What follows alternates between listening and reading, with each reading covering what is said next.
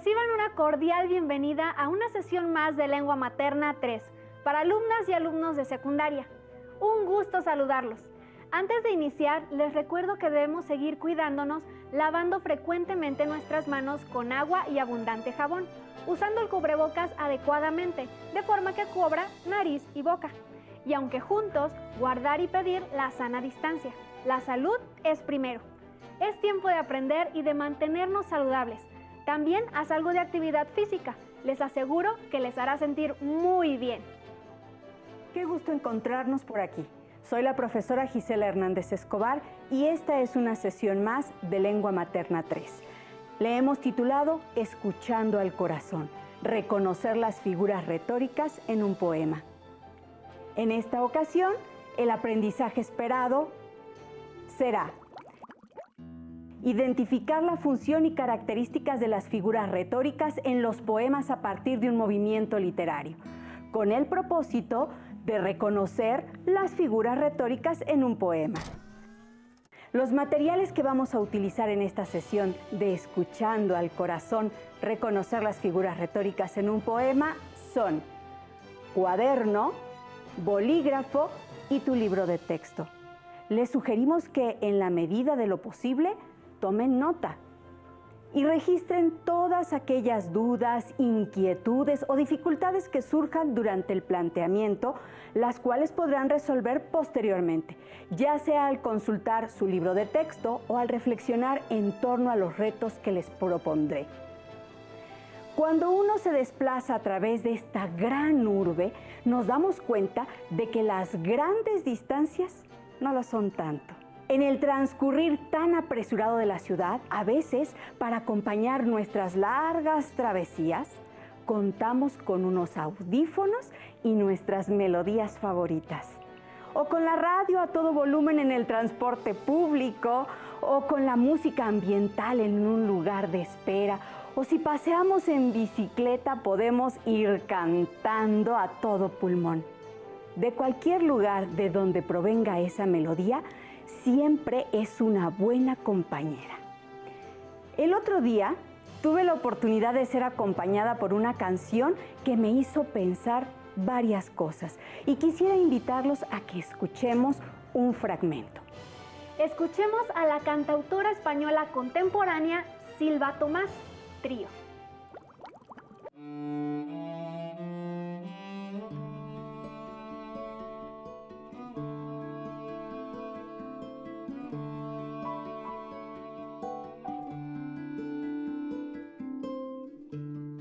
No soy quien quisiera, no soy quien quisiera, no soy quien quisiera, aunque no me arrepiento de andar sincera por las dudas del tiempo.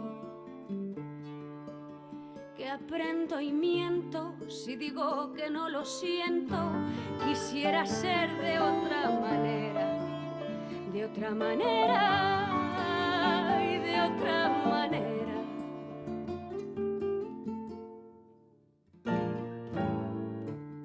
Ando más fuera que dentro, ando más fuera que dentro, ando más fuera que dentro.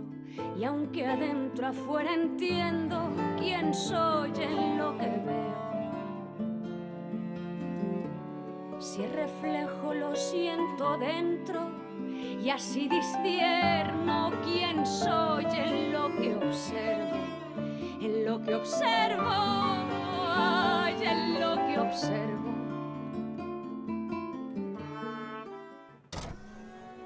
¿Qué sentimientos les parece que expresa esta canción? ¿Son sentimientos de alegría, tristeza, melancolía, enojo?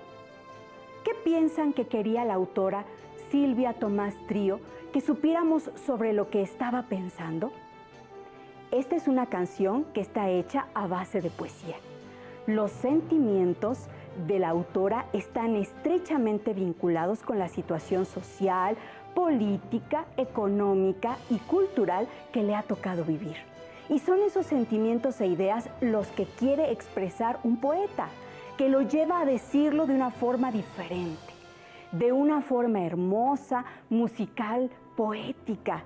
Es decir, menos parecida a la realidad que se conecta con los razonamientos y más apegada a la ilusión, a los ideales, a las emociones que se asocian con el corazón. Es así como surge el lenguaje figurado que se opone, Leslie, al literal. El lenguaje literal nos permite saber el significado exacto, real, que nos obliga a dar una definición o bien palabras que utilizaríamos en textos argumentativos como el ensayo o informativos como las noticias o científicos como las investigaciones, por ejemplo. Aunque es muy importante que sepamos con precisión el significado de lo que nos rodea, el uso del lenguaje figurado nos permite decir las cosas que todos ven de otra manera. Muchas de las canciones que escuchamos recurren a este tipo de expresión.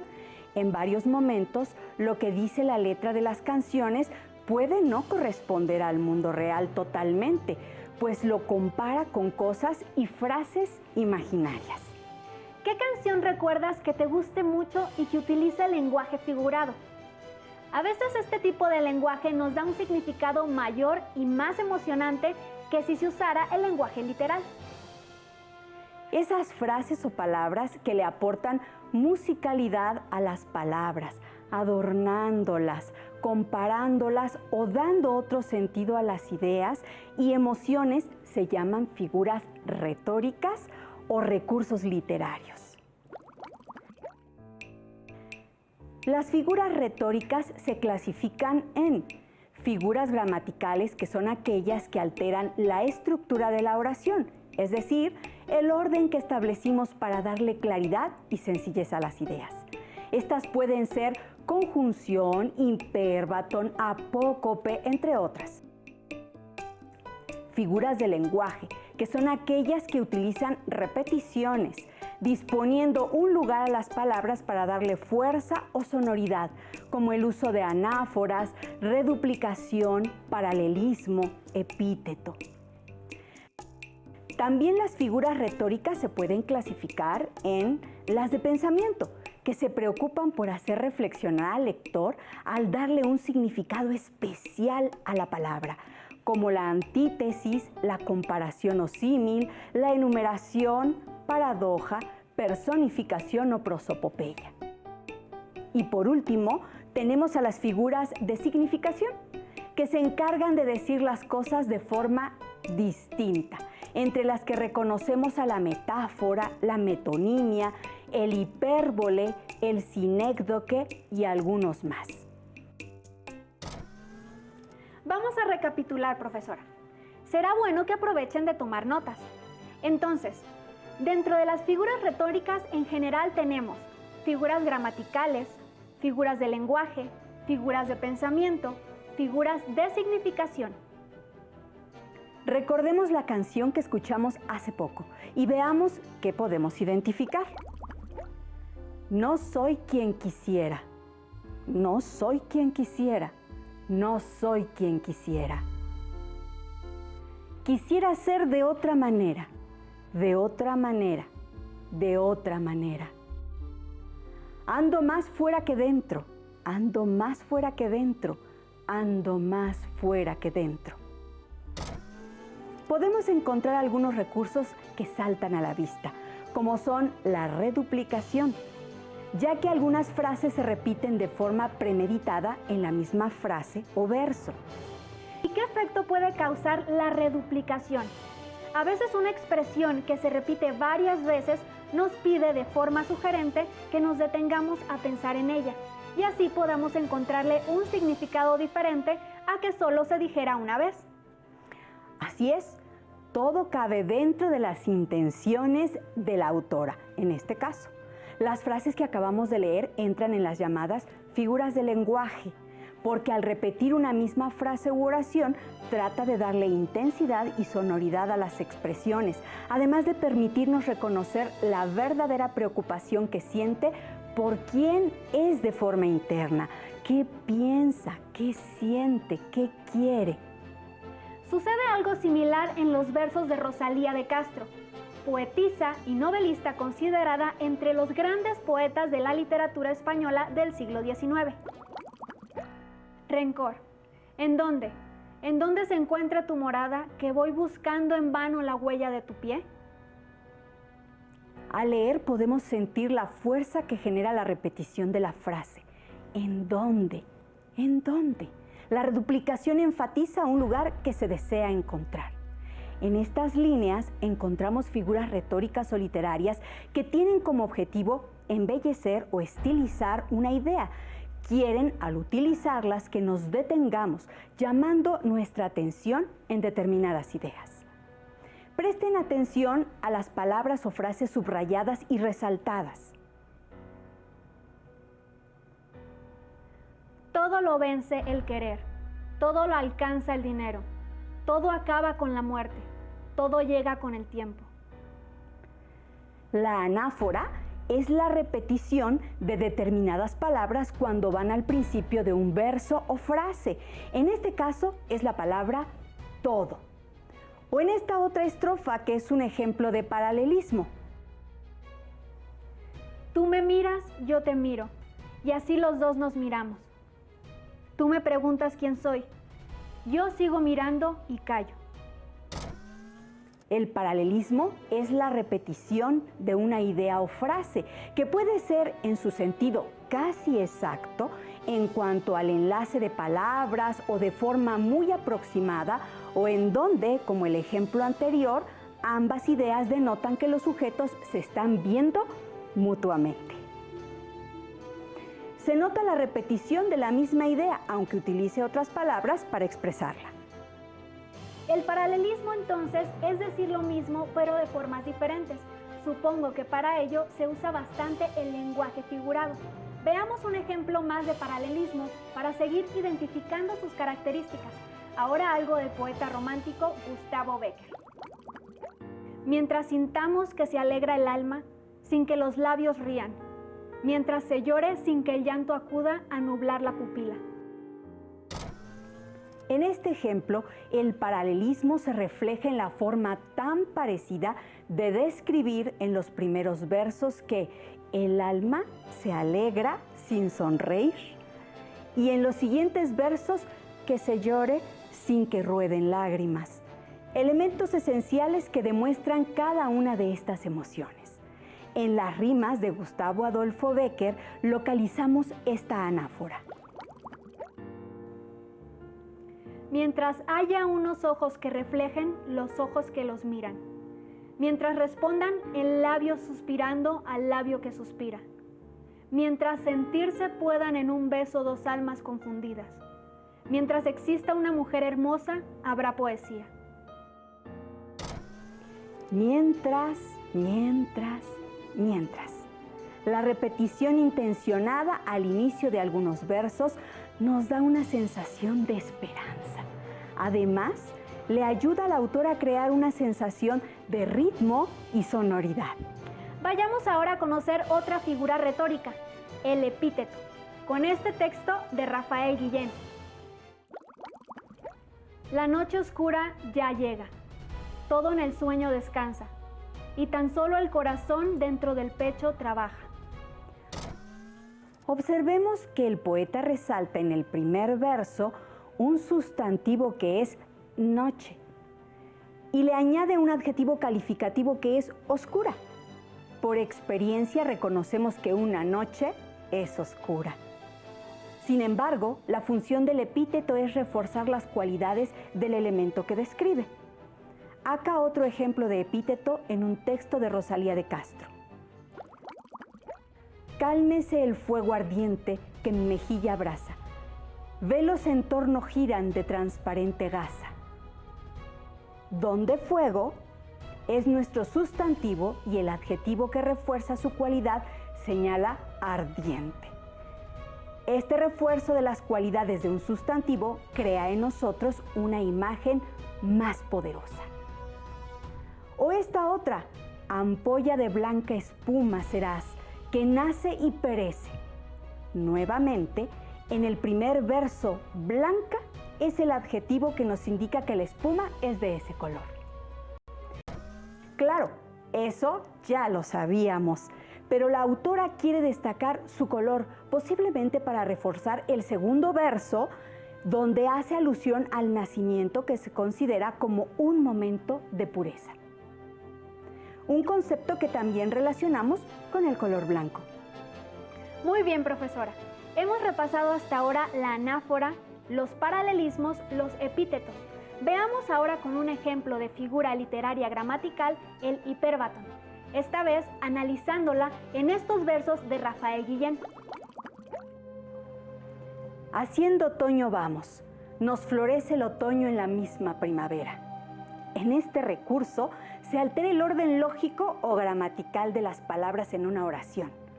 Cuando hablamos, procuramos estructurar nuestras ideas colocando primero el sujeto, posteriormente el verbo y por último los complementos del predicado. Estos pueden darnos indicio del lugar, hora, modo en que se lleva a cabo la acción. De esa manera, los versos anteriores se deberían leer siguiendo esta estructura lógica. Vamos haciendo otoño. El sujeto es tácito, nosotros, y se deduce gracias a la conjugación del verbo. Posteriormente, la acción y por último, el complemento del predicado. Y la segunda idea, el otoño nos florece en la misma primavera. Aquí se está hablando de la estación del año, por lo tanto, es el sujeto, pero podemos notar que el autor cambia ese orden gramatical para darle a la expresión mayor belleza, así como fuerza a las palabras. Estos han sido solo unos ejemplos del uso de las figuras retóricas, entre lo mucho que los poetas pueden usar para jugar con las palabras, para que cuando las escuchemos podamos llenar nuestra cabeza y espíritu de bellas imágenes. Es importante reconocer estos conceptos en la poesía, pero mucho más importante es acercarte a ella y disfrutarla. El poeta puede valerse de otros recursos con los que tratará de conquistarnos y jugar con nuestra imaginación. Profesora, al principio de la sesión nos contaba de una canción que escuchó en la calle y que le hizo pensar varias cosas. ¿Hay algo más que nos quiera compartir sobre eso? Sí, me gustaría rescatar la frase, y aunque adentro, afuera entiendo quién soy en lo que veo. Con ella podemos apreciar que se trata de incitarnos a pensar acerca del verdadero sentido de la frase, de la idea del reconocimiento personal, de nuestro yo interno, reconociéndose con mayor precisión a través de mirarse como le verían los demás. Por tal, encontramos aquí una afirmación que se contrasta, una antítesis.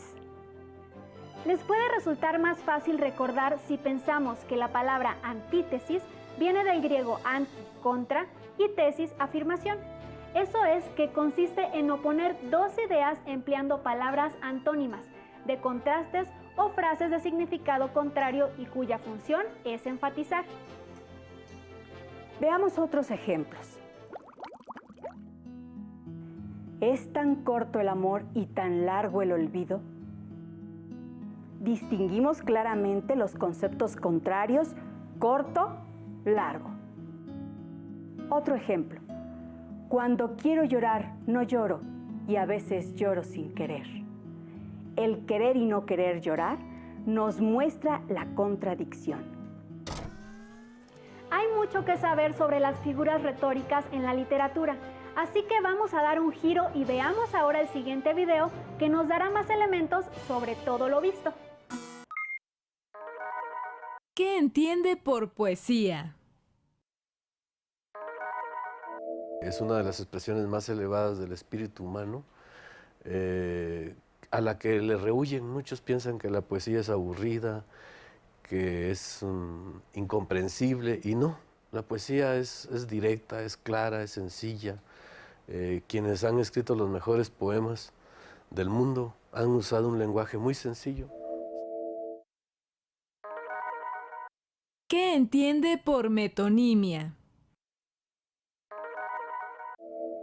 La metonimia es la asimilación que se hace por metástasis de una figura, de una situación, de una característica principal de personas, animales o cosas, y se toma como si fuera tal cosa.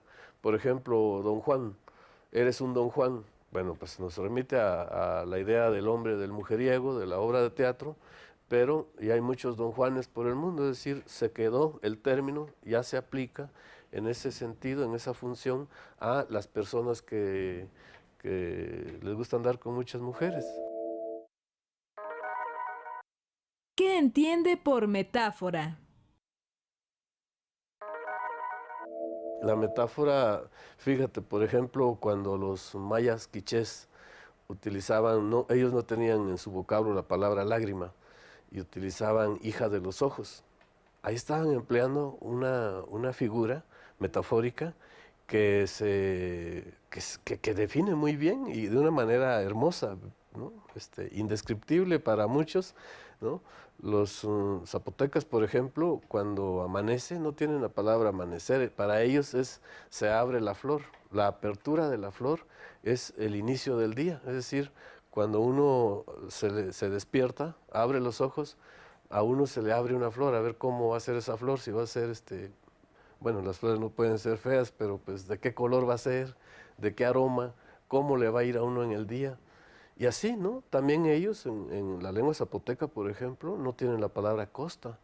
Lo que ellos utilizan para referirse es el mar besa la tierra. Entonces, fíjate, y así, en todas las lenguas, ¿no? Yo lamentablemente no hablo ninguna lengua más que el castellano, pero en estas lenguas se puede uno confirmar que el lenguaje que empleamos cotidianamente es metafórico. ¿Podría mencionarnos algún ejemplo de metáfora? Por ejemplo, es un haiku mío, ¿no? Larva tu sexo, mariposa dorada, Dios aletea.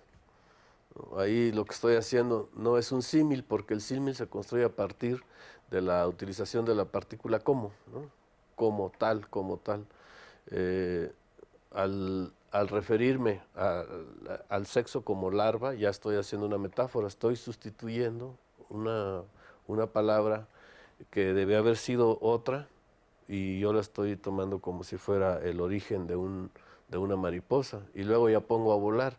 En el principio está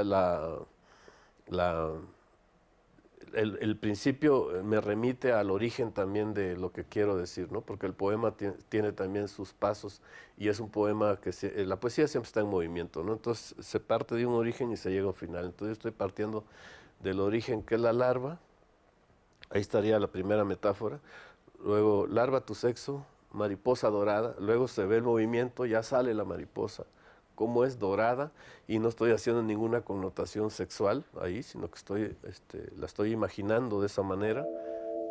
¿Te gustaría festejar tus 15 primaveras con un viaje?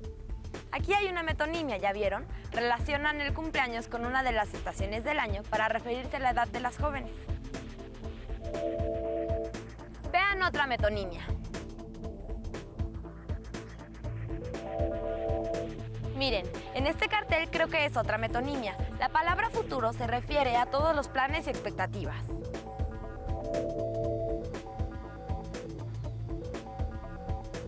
¿Qué les parece esta? La expresión escape entre los dedos compara la vida con la idea de un puñado con algo que escurre, que es difícil de retener. Pero no veo metáforas. Veamos otros ejemplos. En este cartel hacen una similitud con un hábito nocivo como es el tabaquismo y aquellas relaciones destructivas que también se convierten en un vicio y que en algunos casos pueden ocasionar la muerte de las personas. Aquí el texto se conjuga con la imagen y tenemos una metáfora visual y una metonimia. En este cartel la corbata parece una cobra y la etiqueta se lee macho.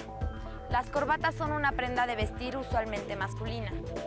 Esta imagen muestra por medio de otra metáfora visual la violencia de algunos hombres al representar la corbata como un animal salvaje y letal.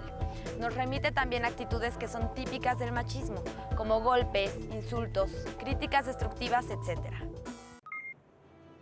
Los recursos literarios o figuras retóricas son frases que utiliza el escritor para darle un especial sentido a su expresión, aunque también hemos visto que podemos encontrarlas en textos en prosa o incluso en el lenguaje cotidiano que empleamos todos los días. Estamos seguros que ustedes también las han usado. Son frases adornadas que llevan los sentimientos del corazón. Bien, pues vamos a escuchar al corazón y los invito a que seleccionen una estrofa de su canción favorita y señalen qué figuras retóricas encuentran. O que busquen un poema que les guste, no importa el movimiento literario al que pertenece, e identifiquen los recursos literarios que en él empleó el autor. Los invitamos a que revisen su libro de texto en busca de más ejemplos y de reforzar sus conocimientos. Muy bien, hemos terminado. Muchas gracias por acompañarnos. Nos vemos en la próxima emisión de Aprende en Casa 2.